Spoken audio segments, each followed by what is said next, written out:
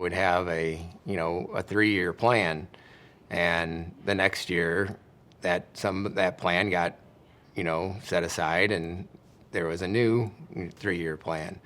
And the 3-year plan idea was then dropped for the Baldridge idea, and that idea stuck, and look what happened.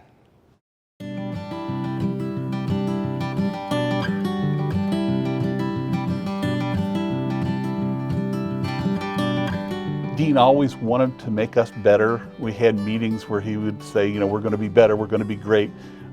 He would read books, and that would be the theme that year. Dean would go off to a conference and be inspired by someone that he heard speak, and they would maybe reference a leadership book, and he'd come back and he'd have us all read the leadership book. So everybody needs to get on the bus, and if you are not going to get on the bus, then you're not going to be employed here for very long. He's always stressed about having the right person on the bus and in the right spot on the bus. And I would see him and he would say, Lucretia, are you on the bus? And I'm like, Dean, I'm on the bus. I'm the person right behind you tapping your shoulder saying, let's go. He had the strong belief that if we only look at what we're doing, if we only reflect internally, you begin to believe your own propaganda. And if you don't know how you're performing in relationship to others in the industry, how will you ever improve? So he's always been very savvy with data. The data points not to how well you're doing or how poorly you're doing. I think it basically points to you asking the right questions. And I think that's one of the things that Dean has focused in on over the years as we've evolved, is learning to ask the right questions. We were doing a lot of registry initiatives, a lot of public education in southern Missouri and northern Arkansas, but we couldn't show what that did. We didn't have the numbers to back that up. And so we kind of scaled back a little bit until we could really start showing how that affects what we do, how that drives the registry, how the registry drives our consent process. So I drank the Kool-Aid.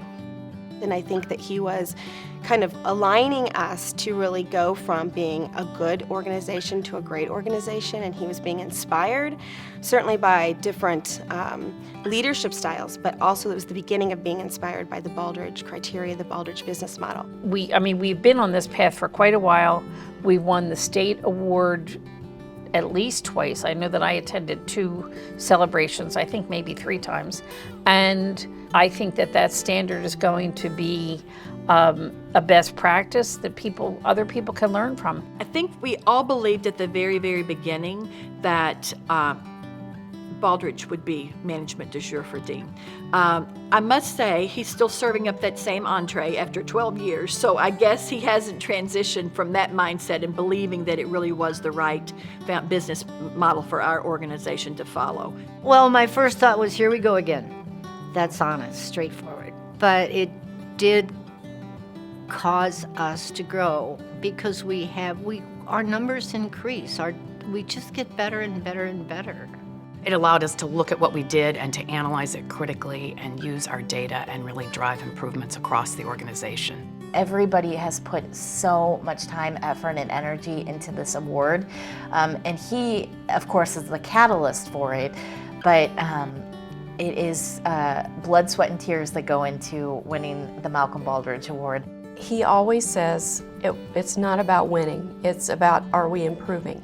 It's kind of one of those interesting things that you never know if you're ever going to do it, but you go through the exercise just because the exercise itself is good. Dean always had the confidence that he had a role model organization, and his personal confidence and leadership, his entrepreneurial spirit wasn't dampened by any of those opportunities that we might have as hiccups in the road.